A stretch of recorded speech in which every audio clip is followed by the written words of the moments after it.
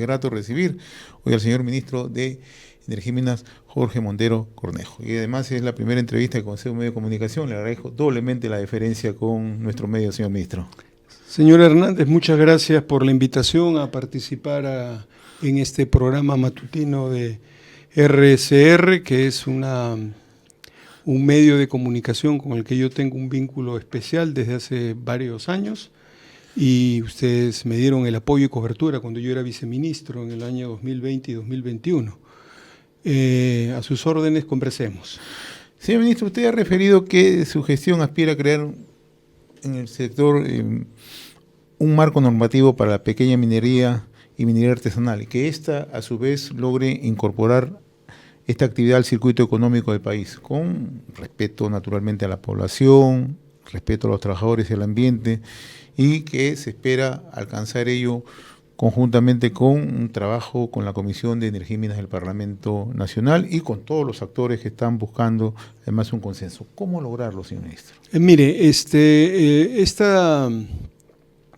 trabajo en la Comisión de Energía y Minas del Congreso para tener en el menor tiempo posible un proyecto de ley que pase a pleno y después se transforme en una autógrafa, un proyecto de ley para la pequeña minería y minería artesanal, es un trabajo no menor que se tiene que abordar inmediatamente. De hecho, ya han habido 3 reuniones de trabajo convocadas por la Comisión de Energía y Minas. En esas reuniones participan, por supuesto, los técnicos, asesores y profesionales que están en la Comisión de Energía y Minas del Congreso, participa el Ejecutivo a través del Ministerio de Energía y Minas, los gremios de la pequeña minería y minería artesanal y la Sociedad Nacional de Minería, Petróleo y Energía.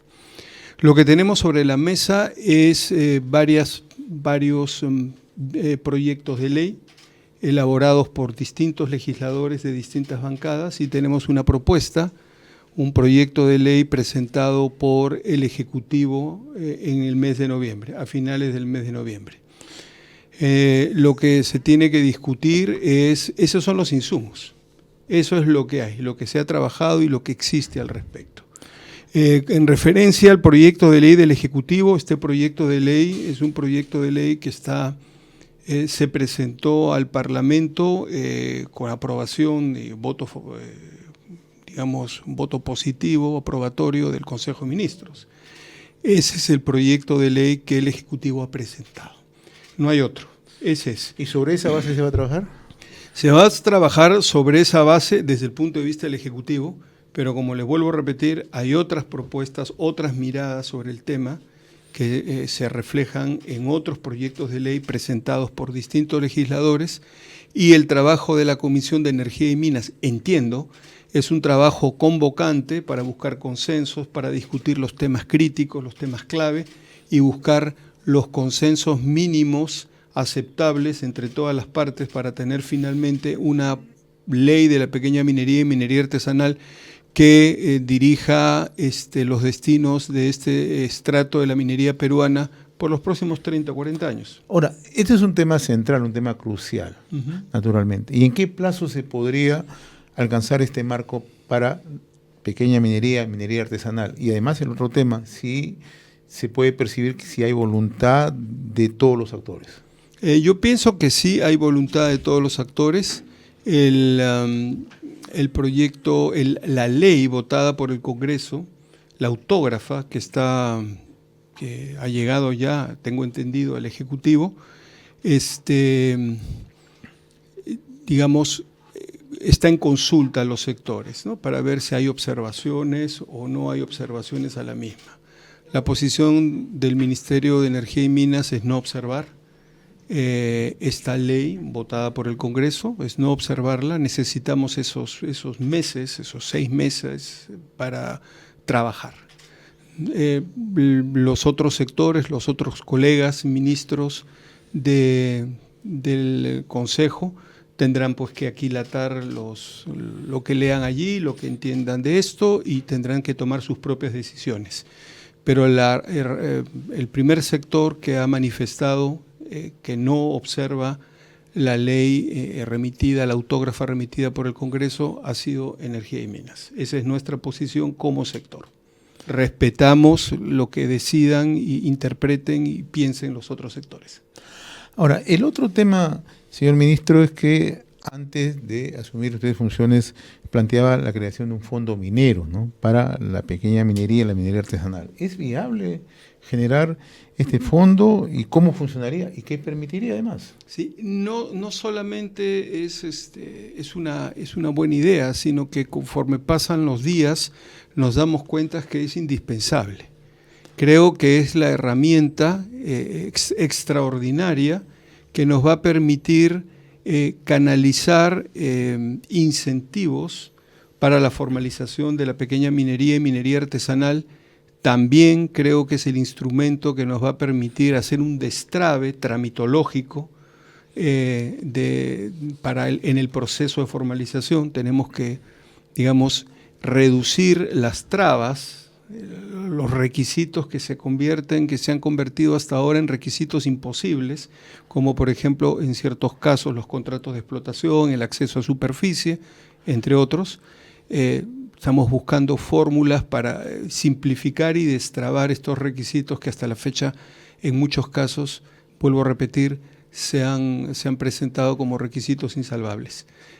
Pero fundamentalmente nosotros lo vemos como un vehículo de incentivos para la formalización, incentivos financieros para acceder a fuentes de financiamiento privadas, incentivos comerciales que permitan a los pequeños mineros completar una trazabilidad que los conecte con el mercado de la transformación. ¿Se está tomando alguna experiencia en el mundo en relación a este fondo? Sí, la experiencia de Chile es una experiencia interesante con el ENAMI. La experiencia de Colombia también es una experiencia interesante, ¿no? Claro, con la Asociación de Caficultores de Colombia. Están en otro sector y hacen otra cosa, pero como organización es una organización interesante, exitosa, que funciona en Colombia con los caficultores desde 1927. Tienen una marca mundial de café que todos tomamos y disfrutamos. Entonces, nosotros pensamos que nuestros mineros artesanales y de pequeña escala, los mineros de las vetas angostas de alta ley que están por todas partes diseminadas por el territorio, pueden, en un marco de autogravamen, ¿no?, regir sus propios destinos a través de esta institución que sería una pública privada, o mejor, de derecho privado, con participación minoritaria del Estado. Eso lo estamos evaluando, eso lo estamos pensando. No se descarta una participación minoritaria. Necesariamente tiene que haber una participación, entendemos, minoritaria del Estado, con un capital semilla que puede ser pactado si se cumplen ciertas metas del compliance y de organización.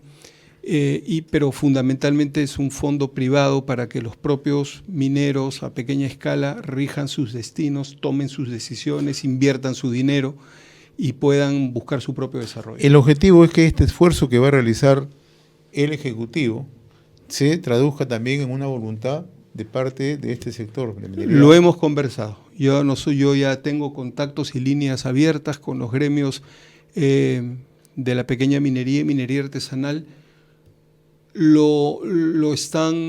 Han recibido la sugerencia, la invitación, la propuesta, la han recibido con expectativa, con interés.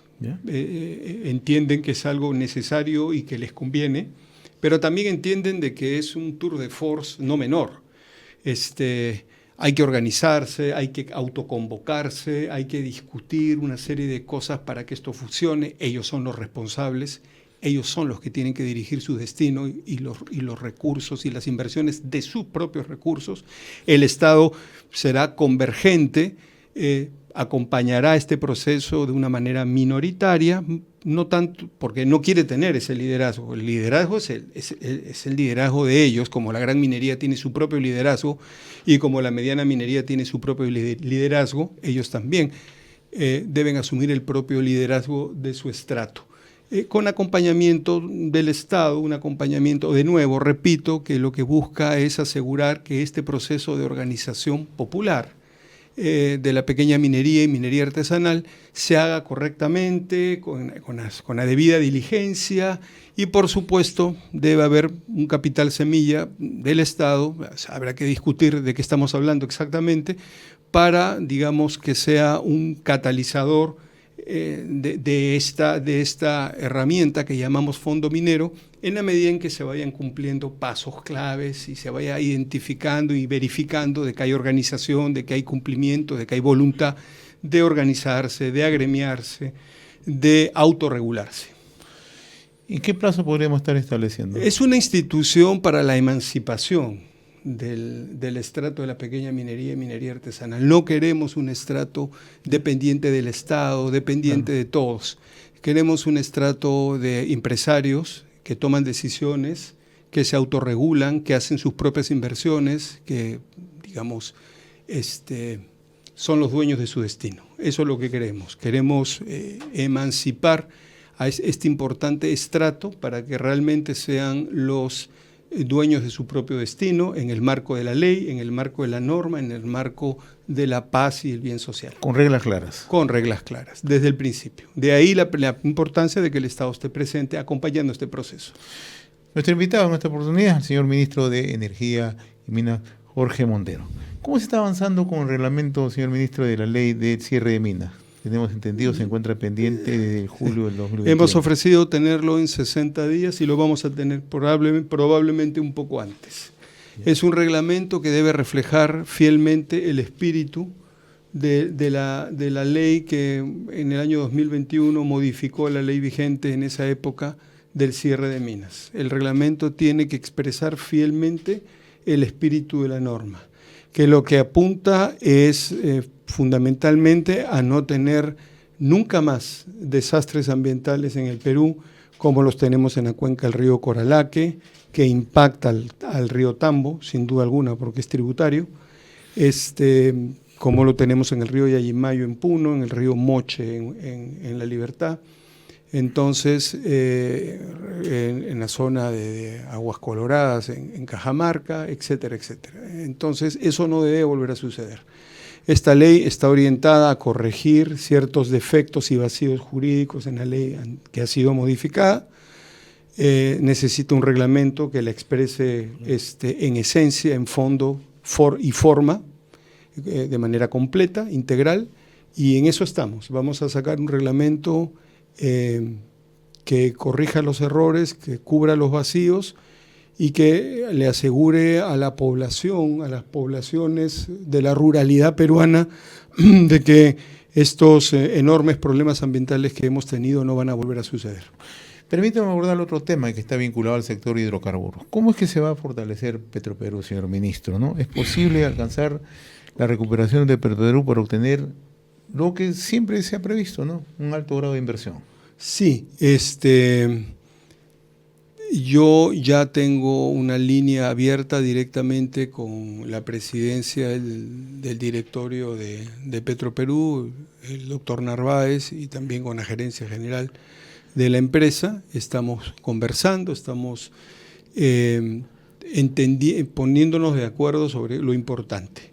Lo importante en Petroperú hoy es cambiar, para comenzar, cambiar el color, la tendencia del flujo de caja. Entiendo que en el mes de noviembre y diciembre de este año Petroperú ya va a mostrar un flujo de caja en azul. Por supuesto, hay pérdidas acumuladas en el año 2024 que no se van a corregir, van a ser pérdidas. Pero en el 2025, pero con la señal de un cambio en la tendencia del flujo de caja, ponerlo en azul, ya en los últimos meses de este año, nos da una señal muy robusta de que el año 2025 va a ser un año diferente, va a ser un año con flujos de caja positivos y con resultados a final de año, resultados financieros positivos, que libres, digamos, que podrían llegar alrededor de los $200 millones en resultados financieros al cierre del 2025, en azul. Eso es el primer objetivo que le hemos propuesto a Petroperú. Es un tema claro, Es un tema evidente porque es lo que nos interesa a todos los peruanos, que nuestras inversiones empiecen a rentar, que nuestras inversiones realmente sean razonables. Ese es un primer punto, pero no es el único. También necesitamos que Petroperú, digamos, en buena lid, mediante las reglas de mercado, recupere participación de mercado. Pensamos que Petroperú, con la tecnología que en este momento tiene a disposición, que es el FlexiCooking, la nueva refinería de Talara, que ya está alrededor de los 90.000 barriles diarios de petróleo, de crudo procesado, tiene la capacidad de ofertar en el mercado un combustible de buena calidad y a menores precios, en libre mercado, en competencia. Entonces les hemos indicado claramente al directorio de Petroperú que ese es el segundo objetivo. El primer objetivo son cifras en azul, segundo objetivo recuperar participación de mercado desde la libre competencia, obviamente. Otro objetivo de la mayor importancia es el tema de los lotes. El tema de los lotes, ahí hay una discusión. Petroperú desea recuperar ciertos Estamos lotes. hablando del 192 y el lote... A ver, el lote 1 y el lote 6 están ya en un proceso de licitación. Eso no va a cambiar, no. Las bases ya están establecidas, las reglas del juego están establecidas, eso no va a cambiar. Pero hay un lote Z69, hay un lote que es un lote de Zócalo Continental, hay un lote 64 en Selva, hay un lote 192 en Selva. Esos lotes,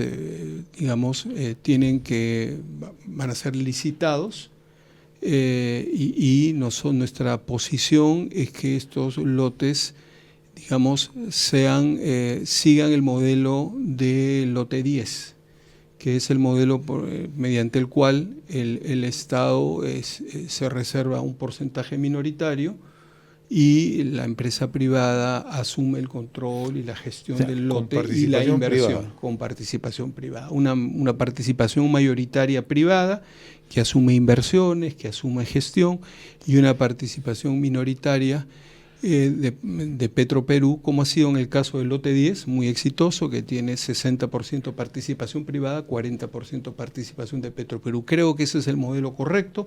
Creo que Petroperú está enfocada en su propia, tiene sus propios desafíos.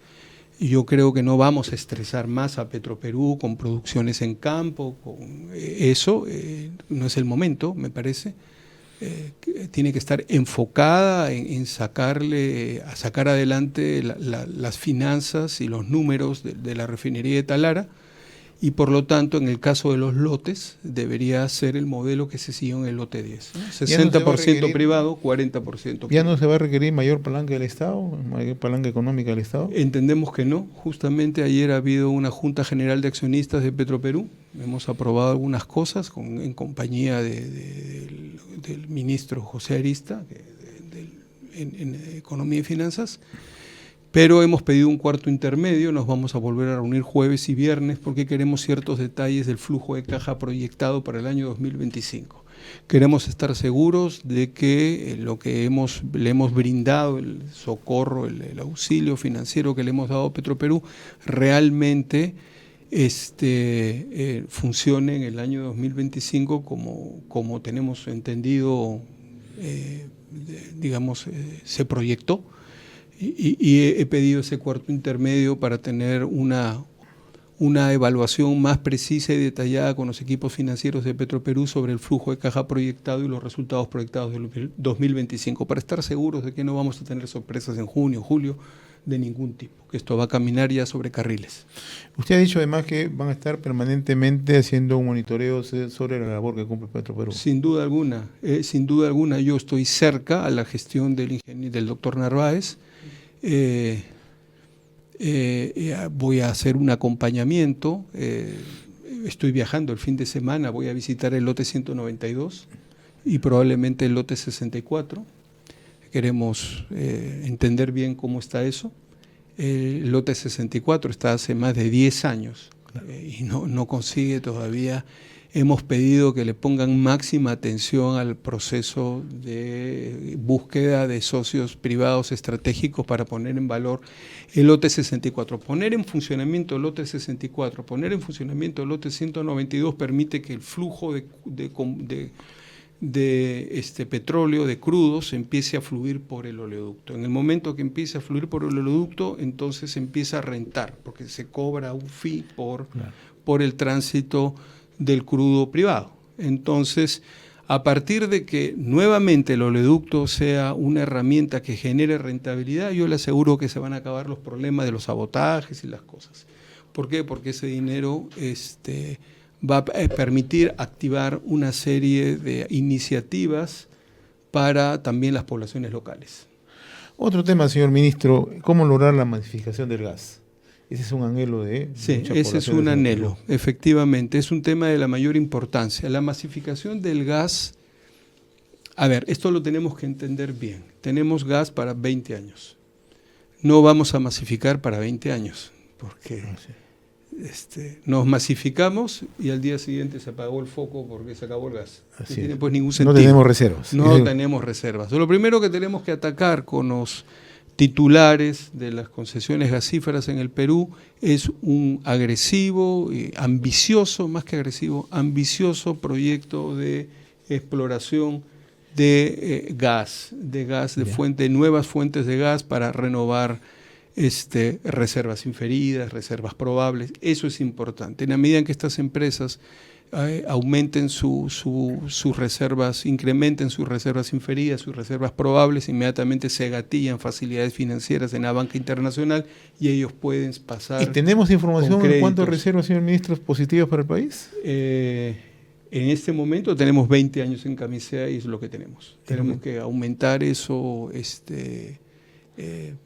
al término de la distancia, es fundamental. Sobre la base de un programa, de un proyecto, de contratos bien cerrados, bien pensados, de exploración gasífera, tenemos que pasar inmediatamente en paralelo a los temas de masificación. Ahí me quiero explayar un poquito. ¿Cómo no? Porque creo que es importante. La masificación del gas, hay 2 empresas privadas que están interesadas, que tienen propuestas sólidas, solventes, robustas para la masificación del gas. Por un lado está Cálida, que quiere llevar el gas. Ya me reuní con ellos y ya dialogamos, hemos entendido cuáles son los puntos ahí, los hitos que se tienen que cumplir para poder masificar y llevar el gas a las 7 regiones más pobres del Perú, que están en el centro-sur. Esa es una propuesta que considero que es seria, que considero que es viable. Tenemos que empezar realmente a cerrarla y hacerla realidad. Y por otro lado tenemos a Transportadora de Gas del Perú, con quienes me reúno hoy día, precisamente para analizar esta propuesta que ellos tienen de llevar el gas hacia Arequipa y convertir a Arequipa en un hub distribuidor. Eso tiene que ver con el gasoducto. El gasoducto de la costa, el gasoducto que convertiría a Arequipa en un hub distribuidor de gas para Moquegua, para Tacna, para Ica, etcétera. El tema es que ya conversé también con el gobernador del Cusco. Él dice, un momentito, un tubo Arequipa y el Cusco, ¿qué? Entonces el Cusco también quiere gas para... Ellos lo reclaman, sobre todo la zona de Anta, que es la zona más cercana, ¿no? Efectivamente, evidentemente, pues es una inquietud y una preocupación del gobernador del Cusco absolutamente legítima, es una pregunta absolutamente coherente a la que tenemos que tener una respuesta. Entonces parte de la conversación que tenemos que tener con TGP es precisamente esa. Es decir, tú tienes una propuesta muy interesante de negocio para hacer en Arequipa lo que quieres hacer y nos conviene y nos interesa, pero Cusco también tiene que tener participación, no solo ver pasar un tubo, sino tiene que tener también el gas, ese gas tiene que tener un impacto industrial en el desarrollo industrial del Cusco, eso está claro. Ahora, esto tiene que ver hacia adelante con una mirada ya de futuro, con ponerle puncha al tema de petroquímica. Sí, efectivamente, eso es el tercer punto de referencia. Usted tiene varias cosas acá. Ese es el tercer punto precisamente. Nosotros necesitamos fertilizantes. Claro. Tenemos el guano de islas, indudablemente es una bendición, un recurso importante, pero no es suficiente. Esta es un aporte dentro de una dieta de nutrientes que necesita la agricultura. El guano es un aporte, pero necesitamos urea y otros tipos de fertilizantes que se tienen que producir industrialmente en una petroquímica. En la medida en que las reservas de gas aumenten, ojo, insisto, reservas tienen que aumentar inmediatamente. Tenemos que comenzar a trabajar por ahí. En la medida en que se vaya ampliando el horizonte temporal del gas, porque declaramos reservas, entendemos dónde están los recursos y cómo los podemos usar, tenemos que activar en paralelo, obviamente, una industria petroquímica que nos permita varias cosas. La industria petroquímica es como la farmacéutica, sacan 1000 cosas de una molécula. Entonces, ya está, necesitamos ureas, necesitamos otros fertilizantes, negro de humo para hacer el riego por goteo, las cintas estas y los tubos que se usan para el riego tecnificado. Se pueden hacer muchísimas cosas con la petroquímica, con la molécula del carbono, la molécula compleja y larga de los carbonos, del gas y de los hidrocarburos en general. Entonces, es una prioridad de este ministerio impulsar la petroquímica del sur. Ahora, ¿cuánto estamos avanzando en otro tema, en el tema de electrificación? Mire, ¿Cómo estamos cerrando este año, señor ministro? Excelente. Justamente ayer todo sucedió, o sucedió hoy día, o nos sucedió ayer. Fresquecita todas las informaciones. Todo, usted tiene la última de las últimas, porque todo sucede hoy, sucedió ayer o sucedió antes de ayer. Eso es importante. Ayer tuve una larga reunión de 8 de la noche a casi 11 de la noche con la Dirección General de Electrificación Rural del Ministerio. Les di todo el tiempo que necesitaban, discutimos todos los aspectos, nos hemos trazado metas, nos hemos trazado propósitos, objetivos. A finales de enero vamos a tener una muy buena noticia, no la quiero adelantar, pero adelanto, comprometo a venir. Prometo que a finales de enero vamos a tener una muy buena noticia en el tema de la electrificación rural. ¿Cuál es el desafío de la electrificación rural? La DGER, la Dirección General de Electrificación Rural, ha hecho y está haciendo un buen trabajo. Estamos ya con 86% en el cierre de brechas de electrificación básica rural. Pero tenemos que pasar de electrificación básica rural, es decir, prender un foco, prender una computadora, prender un televisor y poner a funcionar una licuadora, que está muy bien. Tenemos que pasar de esta electrificación básica a una electrificación productiva. Es decir, tenemos que llevar el servicio trifásico. La era trifásica. La era trifásica a la ruralidad.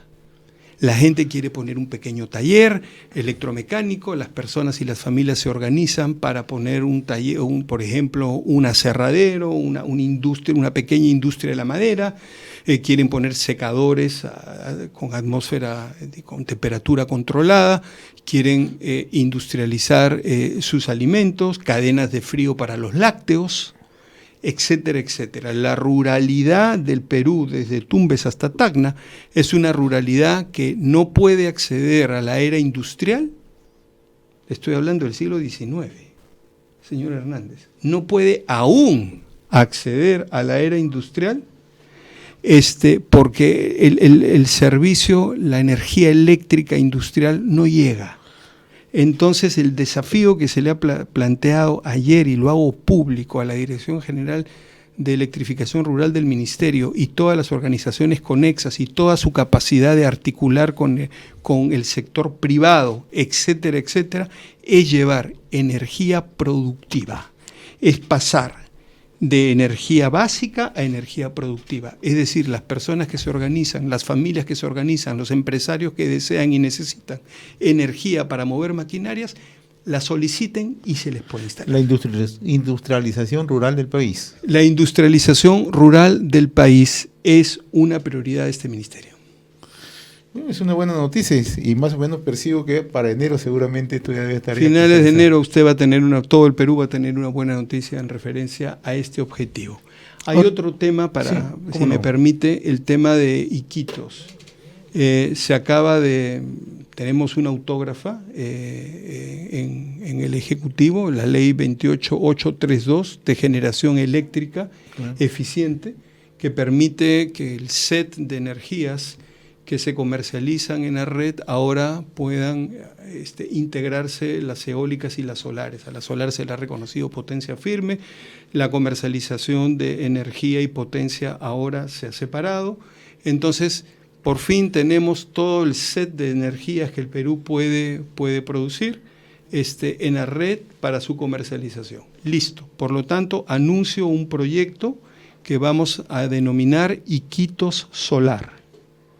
Vamos a establecer, analizar, estudiar y hacer realidad una plataforma de energía trifásica y también domiciliaria, por supuesto, en Iquitos a partir de la energía solar. Ahora ya nos faculta esta ley 28832, hace posible poder anunciar un proyecto Iquitos Solar que permita realmente, sin afectación del medio ambiente de ningún tipo, generar campos solares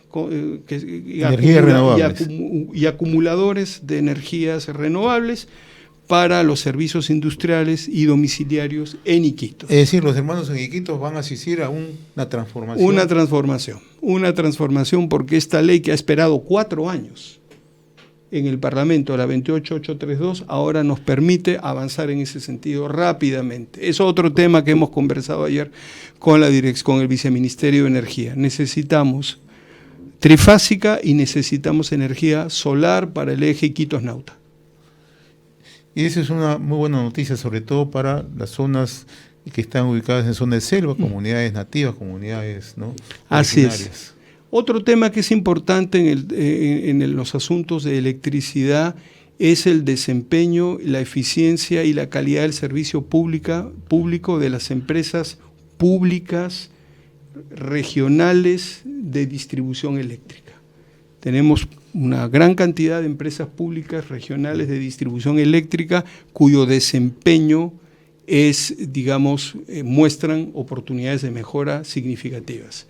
Vamos a conversar con ellos, vamos a entender su problemática, se harán los cambios que sean necesarios, pero las modificaciones y los apoyos que sean necesarios para que estas empresas funcionen mejor y den un mejor servicio al usuario y ayuden a destrabar proyectos de inversión y mejoren proyectos de inversión que desean ingresar a las regiones y mejoren también su ejecución presupuestal. A propósito de proyectos de inversión, señor ministro, ¿no?, ¿qué proyectos de inversión están a la vista en el sector minero? Somos un país minero por excelencia, ¿no? Así es. Entonces, ¿qué proyectos están caminando, qué proyectos están echando a andar y se podrían hacer realidad en los próximos meses o el próximo año? Es prioridad de este ministerio impulsar los grandes proyectos mineros de todo tipo, pero especialmente el cobre. ¿Ya? Es una prioridad nacional, el cobre está vinculado a las renovables, está vinculado a la electromovilidad. El cobre es un mineral que tiene una presencia crítica, inobjetable, central en el cambio de la matriz energética mundial. Y Perú es un gran productor de cobre. Perú está explotando. Un jugador mundial, Perú. Un jugador mundial y estamos, trabajando yacimientos con expresiones superficiales. Todavía no conocemos y entendemos bien la geología de yacimientos que no tienen expresiones superficiales. Ahí podemos tener enormes sorpresas. Entonces, vamos a impulsar los grandes proyectos de la minería peruana, especialmente los del cobre. ¿De qué manera? Lo primero que debemos entender es que hay una simplificación administrativa en marcha que tiene que ser reforzada, que tiene que ser acelerada, sin menoscabo de las salvaguardas ambientales, de las salvaguardas sociales, de las salvaguardas técnicas. Sin menoscabo de eso hay una tramitología donde tenemos la oportunidad de reducir los tiempos, de reducir los plazos, de reducir los documentos, integrar cosas, etcétera. Eso es importante. Por otro lado, también tenemos que dialogar con el empresariado porque los temas sociales tienen que ser atendidos de una manera eficaz, ¿no? Tenemos ejemplos que no los voy a poner, pero tenemos ejemplos en el Perú de empresas que finalmente lograron un destrabe social después de 5 o 6 años cuando pudieron haberlo hecho en 2. tenemos ahí que incidir un poquito en eso, en la practicidad de los acuerdos ¿Qué proyectos sociales. están caminando y que se puedan cristalizar, señor ministro? Bueno, tenemos en Arequipa, tenemos Zafranal, Pampas del Pongo, tenemos la ampliación de Cerro Verde, ¿Ya? tenemos Tía María. Tía María está caminando. Tía María va avanzando, digamos, sigue un curso de avance, de maduración para su realización. Pienso que Tía María todavía tiene que cerrar algunos detalles en los temas ambientales y sociales, algunos detalles que se tienen que fortalecer para realmente cerrar esto y empezar a ver las máquinas ya ingresando a los campos de explotación, haciendo los trabajos y las adecuaciones en el movimiento de tierras, etcétera. Queremos ver eso. Luego tenemos también Quellaveco, que es una empresa que también es muy dinámica y tiene una evolución muy rápida. Tenemos que apoyar, hacer un seguimiento y un apoyo a ese gran proyecto minero. Digamos, en una articulación con Moquegua, con los intereses de Moquegua, siempre. Creo que es una empresa que ha demostrado mucha responsabilidad en respecto a eso y eso tiene que seguir siendo así, sin duda alguna. En Cajamarca tenemos, por supuesto, grandes proyectos que tienen que ser impulsados, que tienen que ser fomentados, Estamos que hablando tienen que de ser favorizados. Michiquillay, La Granja, el mismo Galeno. Entonces, ahí hay oportunidades importantes. Y finalmente, en el norte tenemos también, perdone, señor Hernández, tenemos la ampliación de Toromocho, tenemos la ampliación de Antamina, ¿okay? Tenemos también temas importantes en Mina Justa, en fin, hay varios proyectos. Tenemos Yanacocha Sulfuros en Cajamarca, que también es una promesa que la venimos postergando y la venimos postergando. Y acaba de lanzarse, hay que hacer la realidad. Acaba de lanzarse hace unos meses una iniciativa privada en el norte del país, el Algarrobo, ¿no? Que lo está Algarrobo en Piura. En Piura, Proinversión conjuntamente con el Ministerio de Energía y Minas. O sea, tenemos una cartera bastante... Tenemos una cartera. Algarrobo también tiene un proceso largo por delante, que se tendrá que ir viendo cómo se desarrolla ese proceso. Pero también, por supuesto, es una mina. Y las minas finalmente son un activo nacional y se tienen que poner en valor tarde o temprano. Señor ministro, yo le agradezco la amabilidad de haber compartido estos minutos a través de RCR, Red de Comunicación Regional. Han quedado varias cosas en el tintero, pero con la seguridad que vamos a seguir conversando sobre temas de interés. Claro que sí, señor Hernández. Pues si usted me permite también para terminar, tengo algo más que añadir por el momento, que es la formulación de la política nacional multisectorial de minería. Esta política, digamos, el Ministerio hizo un primer esfuerzo. Cuando yo fui viceministro en el año 21, presentamos al CEPLAN el análisis de pertinencia, finalmente fue aprobado. Hace poco, en la anterior gestión del Ministerio, se sacó una resolución ministerial convocando